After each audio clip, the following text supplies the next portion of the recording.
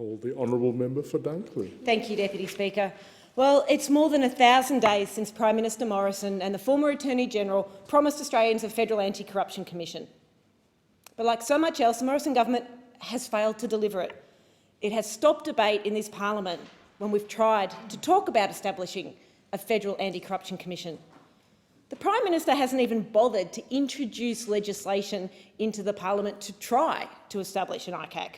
All the Morrison government has is a draft for a model that has no supporters, no friends at all, apart from within the Morrison government, a model which just would not properly hold federal politicians to account.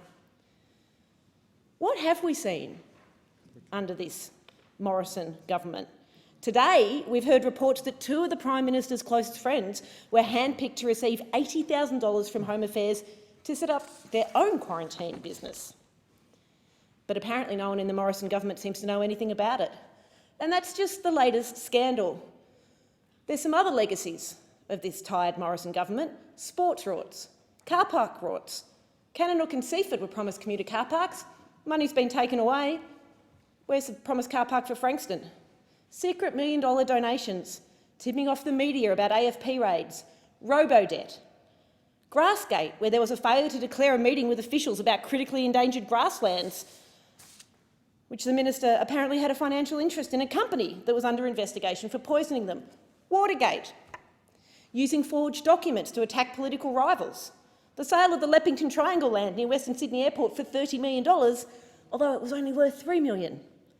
The Paladin $532 million contract disaster, visas for au pairs for mates, Reefgate, $44 million of taxpayers' money going to a small foundation without a competitive tender process or any applications for the money for our critically endangered Great Barrier Reef, a $38,000 home internet bill that a minister had to pay back for excessive data use, a company once registered to a beach shack on Kangaroo Island getting a $532 million contract, the Paladin affair, awarded without tender to provide services on Manus Island.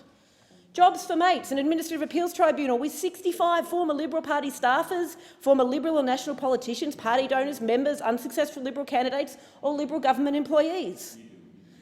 Safer Seats rorts, round 3 of the Safer Communities Fund, 90% of funding ending up in government-held, independent or marginal Labor seats, rejecting advice from government's community safety experts and reducing funding for 19 safety projects across Australia.